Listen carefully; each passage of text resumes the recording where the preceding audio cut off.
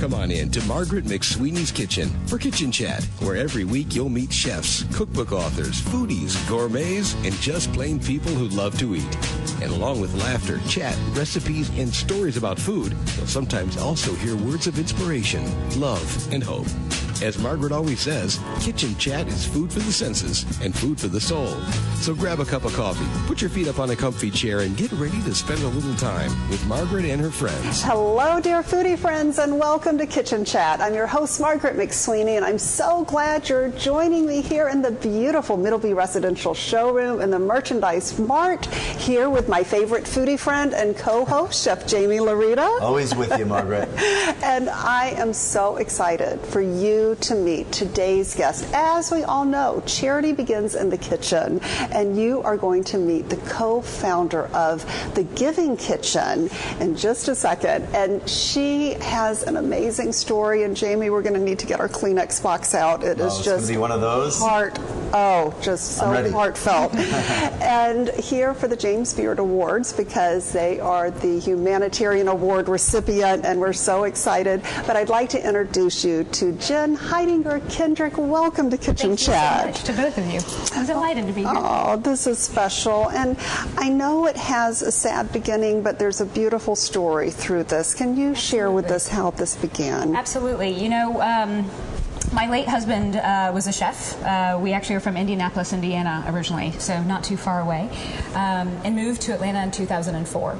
And we were there for a little while before we decided that there was something kind of bigger calling our names. And as a way for us to be more ingrained in the city, and for Ryan and I to maybe do something on our own one day, we decided to start a supper club that we called Prelude to Staple House, a restaurant that we thought one day we would want.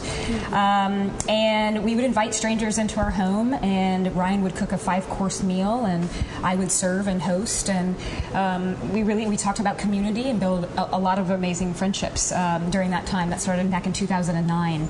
And we did that for 4 years, all in anticipation of wanting to open up our dream restaurant, Staple House, little mom and pop shop, we thought.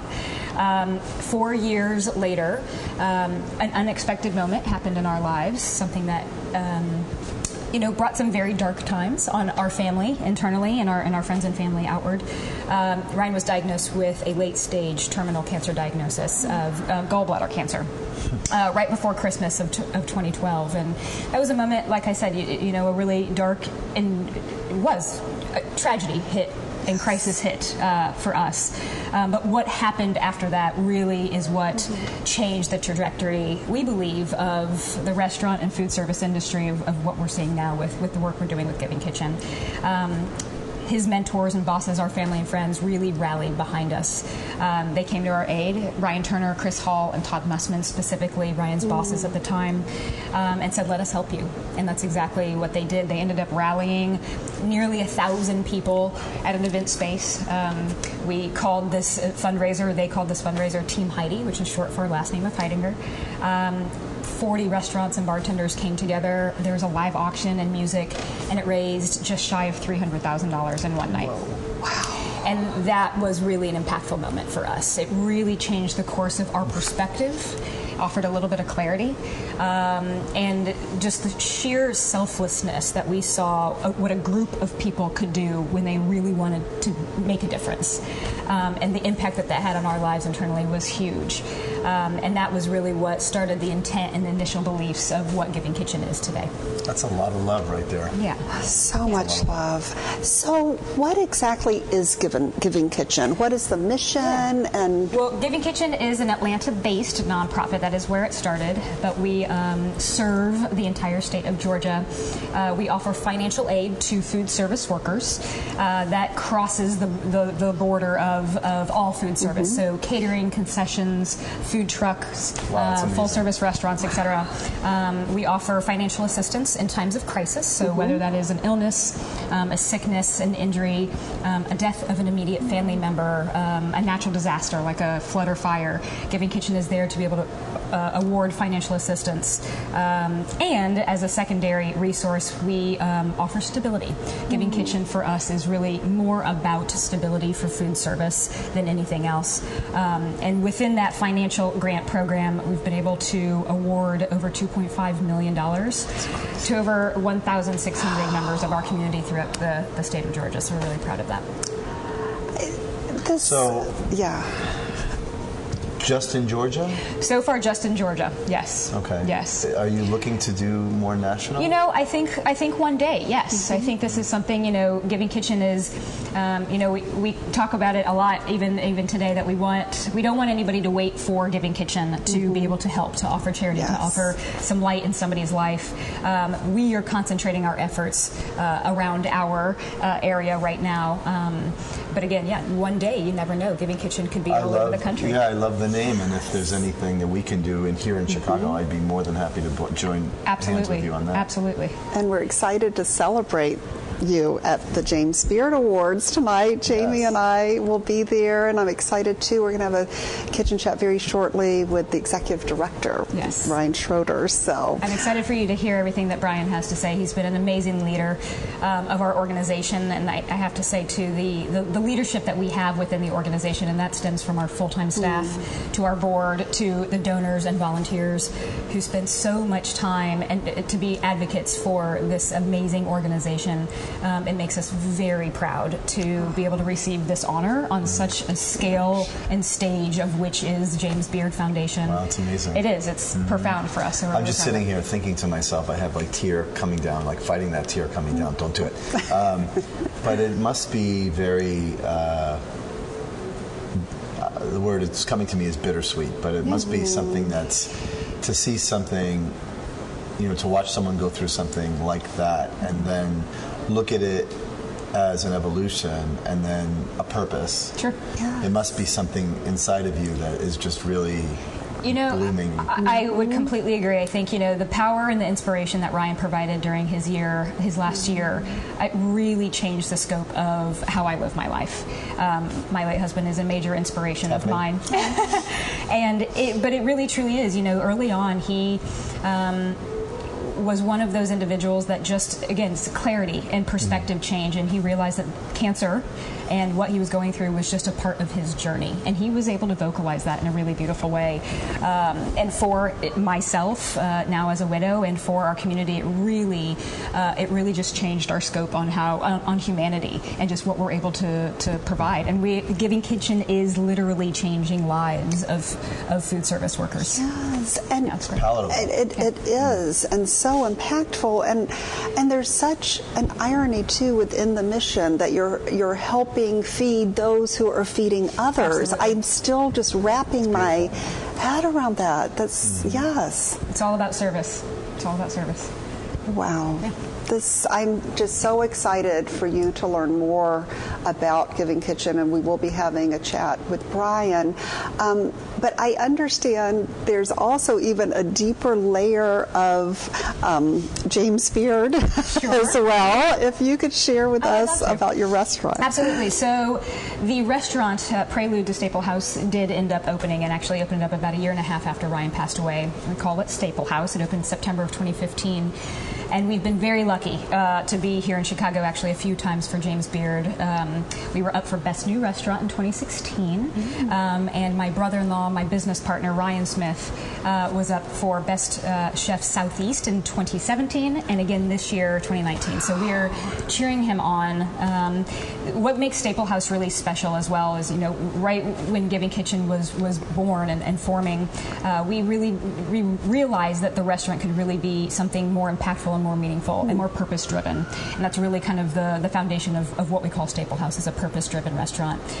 We are a for-profit subsidiary of Giving Kitchen, where our net profits at the end of every year are channeled back and donated to Giving Kitchen as a financial stream of support as well. So that's amazing. Yeah. Is there anything that our audience, can people donate to? Absolutely, to Giving Kitchen. Yeah. GivingKitchen.org. It's very simple. You can find out so much about what we're doing on our website. We offer our Stability Network program and highlights there that Brian will talk about a little bit later. Yes. But you can absolutely go and donate at givingkitchen.org and follow us on social media. Yeah, that would be great, and it's such an amazing foundation, and I love that you're giving to the people that give. Yes. Because as someone who does that on a crazy level, you don't always know where to receive. Sure. And to have a foundation like that where your the ability is there is really important. Yes, and with such dignity and empowerment, and yes, what a great We're organization. inspired every single day. I think that helps. So how do you feel about? You've got the award?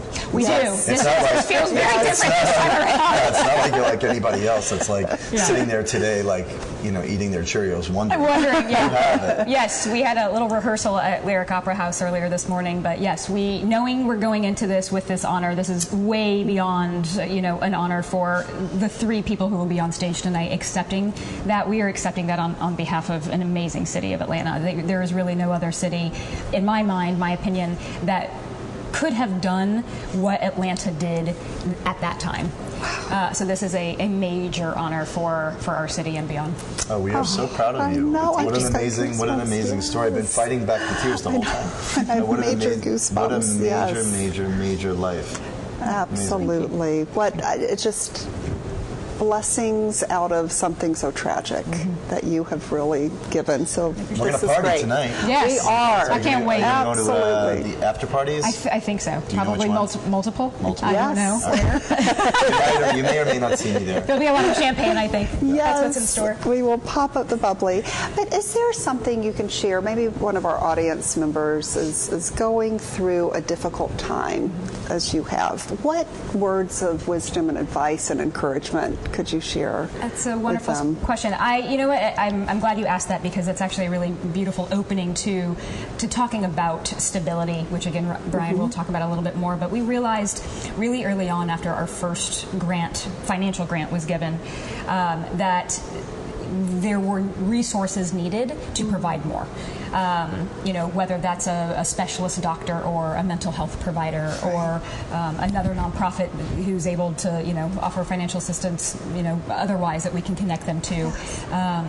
And so from that perspective, I would say, as far as dreaming big, it's really all about following your path and your heart, and realizing that you're here and you're perfect and you are on the right path. And again, for us as a team, it's really all about, that's really our inspiration every single day, is helping these food service workers who are in crisis. And these are stories that we hear of, children, in the NICU for 6 months at a time, or someone's in a motorcycle accident after work and, it's a hit and run, or, a family member passes away. These are real stories and things that we're really inspired by. And the Giving Kitchen is there to help. Yes. Wow. Well, I'm excited about our conversation next with Brian. And thank you so much, Jen, thank you so much. Sharing from your heart. Yeah. So we're going to move it into the Viking kitchen, the test kitchen. We're going to move into the Viking kitchen, but not before. I thank you, and we thank you one last time for sharing your story. What an incredible, incredible journey you've been on. And it's just the beginning. Yes. Appreciate that. Such an inspiration. So let's go to the Viking kitchen and have our kitchen chat with Brian Schroeder. Well, let's continue our conversation in the kitchen about Giving Kitchen. Here with the Executive Director, Brian Schroeder. Welcome to Kitchen Chat. Thank you so much. This is wonderful. And congratulations. Thank you. Yes. It took a long time. I think when the announcement first came out, we tried to act like, we're going to be really cool about this. And then that lasted about a day. And after that, I was like, oh my God. I'm proud of you that it was a full day. For me, it would have been like 5 minutes. Yeah, no, it's been one of the most meaningful things. And honestly, for the staff, it's fantastic. But for our board and the people who really gave so much to the organization when it first started, this is such a prideful moment for that group of people, and it really is an honor to be a part of receiving an award. But I'm so proud for Atlanta and for the people who believed in Giving Kitchen from the beginning, because we're an incredibly young organization to have had this kind of success and this kind of recognition. Yes, and can you share with us about some of the specific programs? Because we were just so amazed to hear about what your organization does. Yeah, so for Giving Kitchen, our promise to the food service community is stability. And that works itself out in two kind of core programs for Giving Kitchen. One is through our financial assistance program. So the idea is that for a food service worker, they have an injury, an illness, a death of a family member, or a housing crisis because of a flood or fire, we'll help to pay their living expenses until they're able to go back to work. Applying is a lot like applying for a scholarship. So we have an online application. You can do it on your phone. You can do it on your computer. If you're not tech savvy, you can come into the office, or we'll work with you over the phone. It's in English and it's in Spanish. And with a few key pieces of information, we're able to determine, how long they're going to be out, how much financial support they're going to need. So someone uploads their doctor's note, they upload their paycheck from their work, they upload their lease, and they upload their utility bills, and they tell us a little bit about who they are and what's going on, because we have to be a good steward of the donor dollar, and we've definitely caught people trying to take advantage of our system. But they move through a review process, and so Jamie, let's say if you were a chef, you are a chef. Yes. And you got sick, and your doctor says he needs to miss 4 months of work until he can get better. We would provide, not you personally with a check, but a check for your landlord or your mortgage company, so that you can have 4 months of 4 months of rent, 4 months of utility support. So there's a roof over your head, the lights are on, the water's running, as you get better. That's amazing. You said earlier before when we were chatting that in some cases it's a literal Hail Mary. Yep. That comes through. And how many, with that being said, it's like from the beginning until now, how many of those cases do you see in a week or a month, or how? Yeah, so at any point in time, we're working with a few hundred people. And so, some people, it starts really quickly, and then we don't hear from them. We have to call, and maybe it's that they've gotten better, or maybe it's that they've gotten worse, and they really need someone to help them go through an application. But I would say once a week we do between 10 to 20 grants that go out the door that are helping someone make it through a crisis. And on average, it's actually a small amount of money that someone needs to make it through a crisis like this. It's about $1,800 on average. And we found the further we've gotten away from Atlanta, the lower the cost of living, the cheaper it is for us to perform a service. So as we've got into some of the smaller cities around Georgia, we can actually serve more people with less money. But to talk about our other program, which is something that I think has the capacity to influence a city like Chicago quicker maybe than the grants program, is what we call our Stability Network. And the first grant we gave away, we realized that people need more financial aid. And we realized that. And as we've grown, we've listened. And we've listened to our community. And we've heard people say, financial aid is great. It helps to keep the lights on. But what about my mental health? What about being able to go see a dentist or a physician or a counselor? Or we've even had people who are like, I need someone to help me walk my dog. Right. And so we've begun to build this resource network. It really started out as a back of a napkin of, okay, well, if we give someone a grant, we can also connect them to a food pantry, and has now become a really robust system of a program. It really stands on its own. So for the 1,600 people we've done grants, we've helped another 1,000 people with our referral program. Amazing. It's no surprise that you guys are the recipients of such a prestigious award, and I feel like you're at the cusp of this very organic evolution to this program. Well, what is your future look like? Can you forecast anything? Well, so for us, Ryan Hidinger, when he left his family and friends with a charge, and he said, "Listen, I want you to help people like me." Help restaurant workers in crisis, help people in food service in crisis. And for the Giving Kitchen, we've spent the last 5 years figuring out what's that mean. What does it mean to help a restaurant worker in crisis? And so when we first started, it meant the grants program.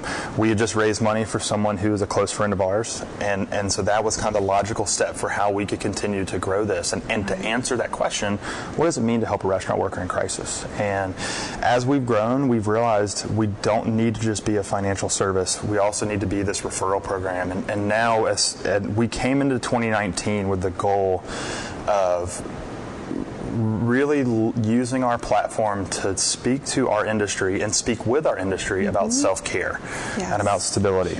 And so that was a big theme for us coming into the year, and then all of a sudden the James Beard, the most unexpected thing happens, which is the James Beard Award, and that's where, as a staff, we took a big deep breath and said, okay, what can we have ready for this moment? And so we've actually, and we'll be announcing this tonight, so you guys get a little bit of a sneak preview. Yes. Announced first on your show, is that we have started to organize nationally relevant self-care and stability resources for anyone in food service. So it doesn't matter if you're in California or Colorado or New York, there's going to be resources on the Giving Kitchen website that are immediately relevant to helping restaurant workers before a crisis. Some of it... So important. And so the hot buttons, all the topics, Yep. Self-care, mental health. Right. And suicide prevention, which is a very key one, and we've seen such sadness in this industry. And you'll have resources for so that. our whole team has gone through QPR training. It stands for Question, Persuade, and Refer. And quite simply, it's the CPR of suicide prevention. And just like CPR, if I see someone who's on the sidewalk, I don't immediately start giving them open heart surgery. That's not what CPR prepares you for. That's not what QPR prepares you for someone who's considering suicide or considering self-harm. QPR is simply, it's meant to give you a toolkit for helping someone who's going through maybe one of the toughest mental crises of their life. Normally this training would cost about $30 per person to go through it online. And Giving Kitchen is going to make this resource available for free for any restaurant in the United States to be able to take this QPR suicide prevention training. So, and QPR, what does that stand for again? Question, Persuade, and Refer. Wow. So, there's a lot of being in the culinary field. There's a lot of people that suffer from anxiety, and there's lots of late nights, and they self-medicate, and they go through a lot of personal and a lot of artists, a lot of artist mentality, a lot of vulnerability. And I remember growing up through restaurants too that a lot of this or none of this was available. Right. And now you're providing a major platform for people to get help, and it's so important because I know it's out there. It's bad. And I think, for us, one of the things that's important to say is we recognize that we don't have all the answers. QPR, suicide prevention, is, almost the last step of making sure that someone who's talking about hurting themselves gets to someone who can help them. But we're just honored to join a movement that has so many other voices, so many other leaders from around the country, and because we do feel like self-care and sustainability and stability in food service it's the issue of our day, and it's it is really an honor for us to be a part of that conversation. And one of the other resources we're making available as well is about harassment. And one thing every chef should ask and every owner should ask is, does my restaurant have a harassment policy? And if not, come to Giving Kitchen's website. We've got the kind of a sample legal 2-page document. Now, of course, no legal document ever translates to the kitchen, so we actually have a prepared script that a chef or a general manager or a bar manager can use at lineup that is very straightforward and just basically says, hey, we love food service. We love that we're rough around the edges. We love that we're not necessarily politically correct. It's why we work here. It's why we put up with all the BS. But that doesn't mean you have permission to touch someone who doesn't want to be touched, or to bully someone, to mean your coworkers. And that if we have more chefs and more leaders in the industry saying, not in my kitchen, wow, that's how you make a difference. Not in my kitchen. Not in my kitchen. Not in this kitchen. Wow. It's pretty safe. Yes. This has just been so inspiring. No, there's no with wonder. You and Jen, and hearing about Giving Kitchen. And all good ingredients over there. Yes, absolutely. We're excited to be there tonight. Jamie and I will be cheering. We're counting on you guys. Yes, and we'll make sure that we'll have photos and links and everything. But thank you so much, Brian, for all that you do, for making a difference, for saving lives, too, with these new initiatives. Thank you. And we are really counting on people to take this training and to promote it amongst the industry, because, it's all empty words tonight unless people actually take what we're offering and take advantage of it. And I promise you, set aside 45 minutes, take the training, it'll change your life, and one day you'll use it and you'll save someone in your life. Wow. powerful words. Well, we'll make sure we have the link. Thank you again, and thank you, dear Chef Jamie Larita. Make sure you come visit Chef Jamie in the beautiful Middleby Residential Showroom here in the Merchandise Smart Suite 137. Also visit thevikinglife.com for more inspiration for your kitchen, and please come visit me in my kitchen, kitchenchat.info. And always remember, dear foodie friends, to take a moment and savor the day. Thanks for joining Margaret for Kitchen Chat today. Margaret would be so excited for you to drop by and visit with her at kitchenchat.info, where you'll enjoy podcasts, blogs, recipes, tips from chefs, and even great giveaways. She invites you to share your recipes and kitchen stories too. As Margaret always says, savor the day.